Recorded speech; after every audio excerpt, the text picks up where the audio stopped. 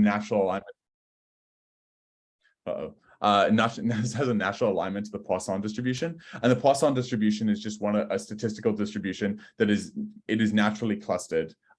You can Google what it looks like. I probably should have actually put a bunch of them on here, but it in the beginning it has the 1/f structure where it's really clustered locally to the 0, and then it starts to, as your lambda increases, which is the variable defining your Poisson distribution. As that increases, you start to tend away and be clustered at some distance away from 0. And so what we try to do is we combine this Poisson distribution with the noise statistics to generate a model that can capture the Hamming spectrum. And we have our function here, which is going to be, I don't know, it doesn't look that friendly, but I guess that's on purpose so that reviewers think it's smarter than it actually is. But it's not that smart. It's genuinely just the time of the circuit times the number of qubits and the exponential decay from the decoherence and the spin-spin relaxation. So we add those to, like, it's kind of like expectation of failure. And then J and I, theta and sigma I just represent number of gates times their fidelity. So for example, if you have 10 CX gates and they have 1% fidelity, you would have 0.01 times 10. And so you would add 0.1 to your lambda. And then from this lambda, you just have an expectation number of failures from your system. And this worked. So yeah, state decay and then your gate errors. And then you pass this into the lambda function, into the Poisson distribution. So this bottom f of k and lambda, that is the Poisson distribution. So if you wanted to find the probability of having like a 3 Hamming spectral failure,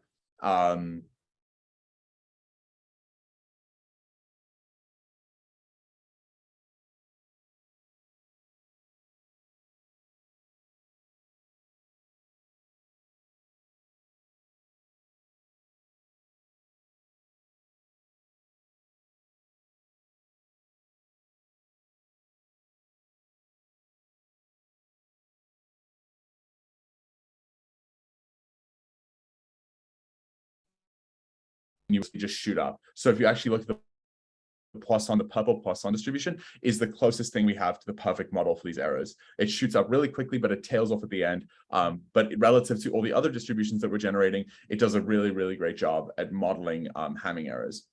And then what we have on the orange is our model with that lambda estimation. And that's the best model that we observed empirically for generating like an estimation of prior to circuit induction. Prior to circuit induction, can you kind of expect and predict how this Hamming spectrum is gonna be generated? And this tail off at the top is just due to much higher complexity circuits, which kind of destroy their Hamming spectral structure, and it struggles to capture them. But until, if you remember from that other slide, we had those like the structure, local structure, no structure, middle point. The midpoint is actually where this is most performant, which is most interesting because that's what was never tackled before. I should actually mention the x-axis is just Hellinger distance, which is the difference. You can just think of it as the difference between two distributions, and a lower distance indicates a more similar distribution. So ideally, you would want to be able to generate the distribution before running your circuit, without knowing any of the results. And MLE is maximum likelihood estimation, and that is done via you take your observation. So you see MLE in a lot of these things like Poisson uniform binomial. What you're doing here is you're taking your output results, you're fitting a probability distribution to them and seeing how well the probability distribution that fit them worked. And so, for example, here, this MLE Poisson distribution is saying, if we compute the lambda post-induction with knowledge of the correct structure, we can actually fit it really well to the output distribution, which is why it's promising that we used a Poisson distribution. And then from there, we have our lambda estimation function, which tries to compute that lambda prior to circuit induction based on the system's statistics and the circuit statistics, such that we don't need, like, because when you're actually finding this useful, you don't know what the real output is. And that's kind of what we discovered with this structure, is we were able to kind of predict and generate this model for the Hamming errors without ever actually seeing the results and knowing the results. And so now, to set the scene, we know the errors, Hamming worked, and now we're at the point where we have a rudimentary, but I see where there's chat, which is I'm going to answer. Should I answer this question? I'll answer this question a bit later. So where we are, I'm going to answer that question in the chat at the end of this like little break. where we are is we have an attempt at an empirical model that tries to capture the Hamming errors based on the circuit, the topology, the system, and it does a pretty good job. And so here what we have is a demonstration of it actually running on real circuits, where each subplot is going to be a computed probability for a circuit. The blue line is what we observed post-induction on a quantum processor. The orange line is what we compute with Lambda, and the green line is what Hammer computed. And so we can see immediately that there is non-locality, right? If we look at the fourth circuit, the fourth circuit, the third circuit, the fifth circuit, they all exhibit this non-local structure that's pushed away from clustered around the zero, but they are clustered at some distance, and that's useful, right? Like we can reconstruct and mitigate some of these errors using smart like Bayesian statistics, which is what we do. Sorry, Sam, could you mention again what the circuit was? I missed that. This is a Bernstein Vazirani circuit running on random bit strings. Our evaluation comprises like 3,000 BV circuit. Like it's a pretty large evaluation, but in this figure here, it's randomized benchmarks, adders, BV circuits, any circuit we could find that was not insanely complex for NISC hardware that had and it had a homogeneous bit string output. So it had like one output that we could really target and just do analytics on. So this graph is I think I might be one short, but I think it's BV adder randomized benchmarking, and this is just BV. And the one thing that's notable about all of these algorithms is they have one output. So if when you look at your output, you know it's right or wrong, and you can just look at the bit strings and say how far were they from the other ones. Any other questions before I move on? Now we're moving on to how we can correct for them. So in the Lambda function, you left those as free parameters that you're learning from the circuits themselves, or that's something you haven't gone to yet? So when you generate the circuit and you transpile it to a system and you pull that backend statistics, you just get all these numbers and you just put them into your Lambda estimation function. So this is just one shot. On submission, you'll get a Lambda number and it will approximate your errors that are going to be generated. So for a simple like one CX gate, one Hadamard gate, 100 nanosecond circuit, for example, the T's would be 100 nanoseconds. The T1s would be the qubit times. The J and delta would be corresponding to the fidelity of the gate and the gate count. And then you would just sum that all up to kind of get an expected failure rate. And then that would be your Lambda. So on the next slide, those are not fitting to that curve. It's just using the parameters you got from the backend. So those curves are not fit. They're computed before the circuit was ever run. Oh, okay. Which I think is pretty interesting. It's pretty crazy. It's pretty cool. Yeah. So now we have the scene. We know the structure. It's local. It's also non-local, and then it enters the maximum dynamic state where it's like there's no information. But that's not you. That observation is something, but it doesn't do anything. So. And we've empirically modeled these things based on our observations, but we want to know, can we correct these models? Can we correct these errors? And can we improve our fidelity? And that's where we try to use Bayesian statistics to recorrect for all our bit strings. So just a little bit of a diversion, because I know a lot of people are undergrads here. I'm just going to go into a tiny bit of stats, very, very basic stats. It's nothing too scary. I think they even teach this in high school, to be honest. But so there's something called an unbiased estimator, and we're approximating and assuming that when you run an algorithm and you get a bunch of observations, that there's some correlation between it is an approximate unbiased estimator in saying that it is there's some correlation between its probability and the underlying true probability that you're searching for. So in this case, for example, if we ran that circuit from way back and we had the homogeneous 0-bit string, we would say that 000 has a probability of 0.503. And you can increase your shots, you can increase all that to improve your confidence in it, but with errors, you're still going to get probabilities for everything.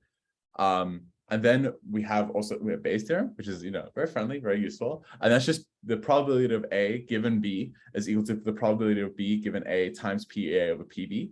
And rephrasing that into a Hamming spectrum problem with error mitigation is the probability that we have a bit string, which was Hamming distance n away from an given that we observed a bit string. So that's like saying the probability that bit string 100 was the actual bit string, given that we observed 000, is going to be equal to the probability of observing bit string 000, given that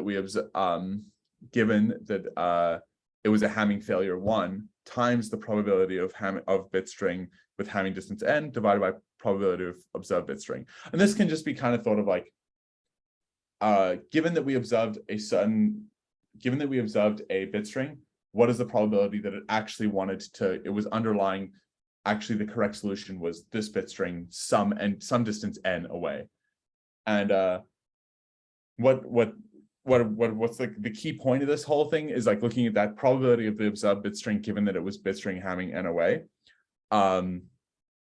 is kind of approximated by that Poisson distribution that we were working on, and that it approximately can be thought of that way, right? It's like the probability of having an observed bit string belonging to another bit string is the same thing as kind of saying like it's the probability of having a Hamming distance 3 failure, and then a Hamming distance 3 failure will get you between those two bit strings in the Hamming spectrum if you like had that big graph.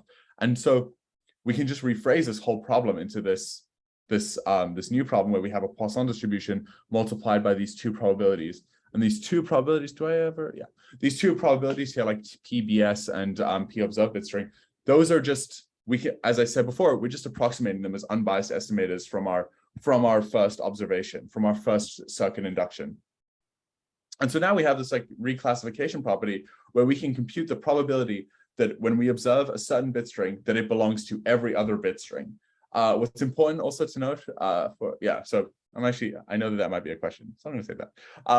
But so what we have here is we have a reconstruction formula. We can take, if we had 100 bit strings that we observed, and we had a 30% probability that they belonged to A and 40% to B and 20% to themselves, we can redistribute those bit strings accordingly and try and mitigate errors.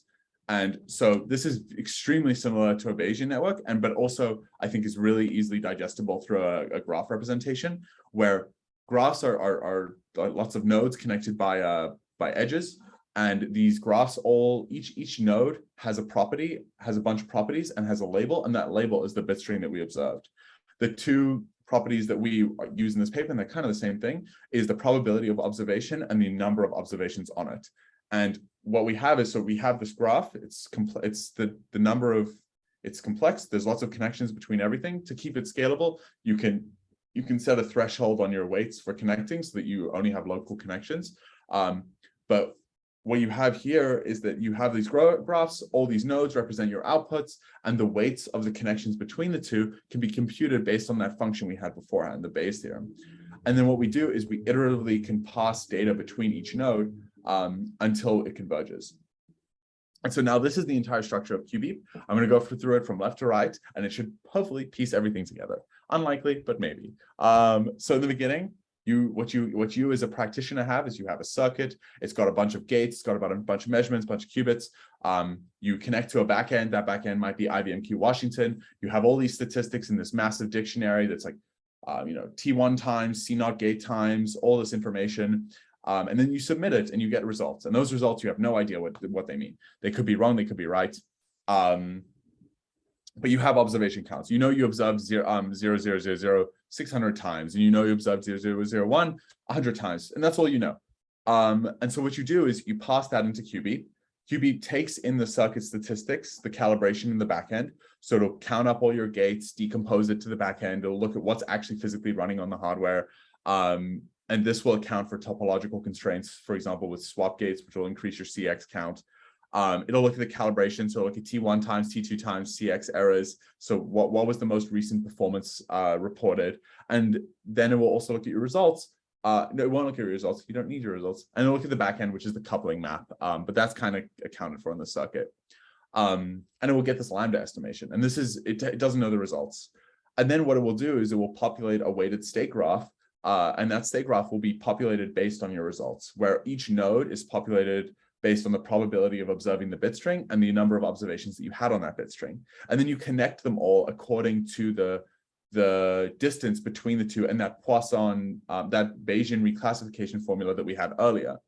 And there's like a tiny little thing here in like delta V A to B, and that is the number of things that'll move between two nodes. So if you had node A and node B, the weight of node A to B, which is the Bayesian reclassification formula, times the probability of B over the probability of A times eta, which is the learning rate, times the observation of A. So it's just like a big reclassification. If you break it down, it makes sense. It's just kind of saying, find the probability that it actually belongs to B divided by A, times the number of times we observed it, times the learning rate, and then move that much. And do that over the entire state graph. If you see like delta V and delta V equals 5, delta V equals 1, and you keep doing this until it converges, and then what you get at the end is this final converged state graph where you've hopefully boosted your fidelity. And in boosting your fidelity, you've improved performance, you've mitigated errors, you've exploited this locality and this clustering structure, and you've improved performance from it. And it's free and it's really cheap, and that's really cool, you know, just like investigating a structure and getting free gains off of that structure. So now the results of like, but like the primary point of this presentation is like complete now, but just to prove that we actually did something real, is we applied to a couple algorithms. So Hammer is the only state of the art right now for this kind of domain within Hamming spectrum reconstruction. And so we start with the Bernstein Vazirani algorithm. What's important to note is this has one output. You're only looking for one output. And we know the real execution is noisy. And this is what the circuit looks like on the right. And Hammer does a comprehensive evaluation on like 500 circuits of this. We do almost 2000, and we demonstrate that. So now I'm going to walk through these three graphs because I know throwing graphs on a screen is never a good idea. But so on the left, what we have is the relative change in PST. And what PST stands for is probability of successful trial. And all you can think about that is, what is the portion that was the correct bit string? We're looking for one. How much did we improve the search for the correct bit string? And we see that Hammer had like, I think, a performance of 1.4-ish, 1.37, and we were able to get an average improvement of 1.77. There was some times that we boosted fidelity from like 0.008% all the way to like 11%, which is interesting because it became the dominant bit string, and it uncovered the correct solution. And then there's the relative change in fidelity, and that's going to be very similar to PST, where how much did we improve the initial state that was error mitigated to the final state, which was error mitigated. And this final plot just shows kind of the tracked change in fidelity for some solutions passed through QBeep. And it's pretty interesting. You know, there's gains, there's increments in fidelity, and improvements are made on the BV algorithm. And then one of the biggest things that I think people come back with is like, okay, this works with one bit string, but what about many correct bit strings? And so we also ran it over QASMBench, which is a quantum computing benchmark suite comprised of a bunch of algorithms, and it does comprise multi-bit string outputs. This example on the right, I think, is just a GHZ state. And that's only got 2, but there are ones with like up to 6 correct bit strings or 8. And we demonstrate that in this, that using QBeep, we're able to attain like consistent improvements in fidelity over all of these algorithms. And the only reason we didn't attain one in QRNG and QFT is, if you know about those algorithms, they're inherently, if you observe them in the Z, in poly Z, they're just the maximum mix. They're just going to be random. Like, because a quantum random number generator, you can't really make gains on that. And QFT is a phase, so if you measure it, you're just going to get random kind of bit strings. But it made gains over all these algorithms, and we made improvements. And these, what's also really interesting is these were all run a long time ago. These were run back in like 2020, late 2020, yeah. And we just pulled that data, pulled the calibration from that time, and just freely improved our fidelity. And that's really interesting, because it didn't cost us anything. We didn't run on any real quantum computers for this one. And it was consistent across when we ran it on new ones, because I know Washington didn't exist at that time. Ran it on new ones and old hardware from a while ago and hardware that's current, that's consistent across all hardware that we observe these improvements. Oh yeah, I was supposed to highlight them. And that's it. That's QBeep. And I got to throw acknowledgements to C2QA, PNNL, for letting us use IBMQ, and also C2QA, obviously, because this is a C2QA talk. And yeah, that's QBeep. Now I can take questions and slowly and hopefully answer things.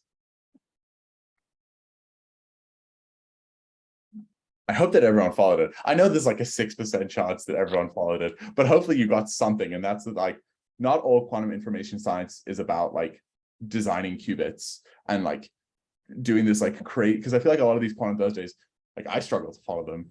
They're challenging. But there's a field for you in all domains. There's all the way down to like qubit design and doing transponds, and you hear tantalum being thrown around, all the way up to like, just say you wanted to work on, we have these circuits, we have graphs that represent our systems. Do the bridge that connects the two, like the transpilation. And that's really interesting. Like there's so many things that you can do within this domain.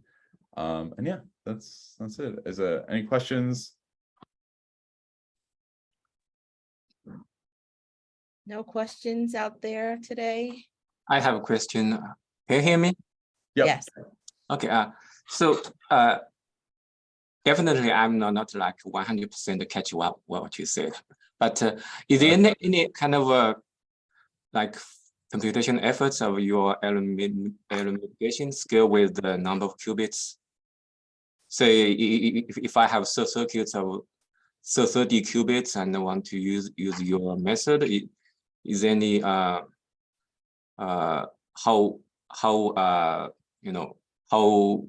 much classical efforts I would need to do that? So that's yeah. So it is scalable, and the only reason it's scalable is because one, you only populate interconnects in your graph that are past a threshold for the weight. So if you, for example, you don't care about if your Hamming spectrum says there's a 1 micro% chance of having that observation, you just don't connect that weight. And secondly, the number of nodes in your graph are going to be equal to the number, maximally equal to the number of shots that you had on a system. So with some smart processing, you don't ever compute like, you don't compute 2 to the n, you just compute only what you observed. So you keep your sparsity, you try and keep your graph as connected, as little connected as possible, and you keep your nodes as least populated as possible, because probabilities of 0 will never be incremented, and so you just don't make those nodes. So because of that, it is scalable. It will work on like 30 qubits. It just needs admittedly better programming than I did when I wrote it the first time, because I do populate all of the graph. But that's not supposed to happen, because that is what holds it back. It is scalable though. So it should not theoretically, it's not really too much of a cost. And in relation to like cost of running, I mean, doing this, so we run it up to 15 qubits, and it was pretty cheap to run. Okay. Just in case if I want to give it a try, is there any kind of preliminary code available? It's gonna be published some point soon. It's in the it's gotta go through some release stuff. Okay. Yeah, but it's hopefully, I think there'll be I mean, I think this was at the all hands, like this title of this paper was like up there, but there's no code out right now. And implementing it, I'm not gonna lie, implementing it is kind of a nightmare. It's really challenging, at least for me. So hopefully, I'm really hoping I can get it out. I can get it out by the end of the year. Okay, thank you. It's a nice talk. Thank you. I see Jacob Henry says, as a chemical engineer, yes, I am out of my depth. But don't worry, chemical engineering is so much harder than all of this. You have to do with heat transfer, you have to do with reactor design. And if I had to go back to that, I don't think I would cope. I left that for a very specific reason. Yeah, just throw Reynolds number, calculate rho VD over mu, and you'll be fine. That's all there is. So it's an interesting progression you've made, Sam, between starting out as a chemical engineering major and transitioning over. What was that space like in the in-between? And what was your thinking about how you were able to transition to quantum and connecting it to areas that may not have been familiar with you? I'm like, I'm sure there's a lot of people in this room that can say like this, he probably doesn't know that much about quantum information science. And there's a lot of stuff that my knowledge is patchy, and it comes up in conversation. But one thing that like, I think that is valuable and is like, you provide a lot of perspective from your domain that you came from. A lot of the ideas and the works that I've done that have been published and done really well, and they come from ideas that I saw from my other disciplines that I brought. For example, I have a couple of quantum machine learning papers that adapt past work from that I did in data science.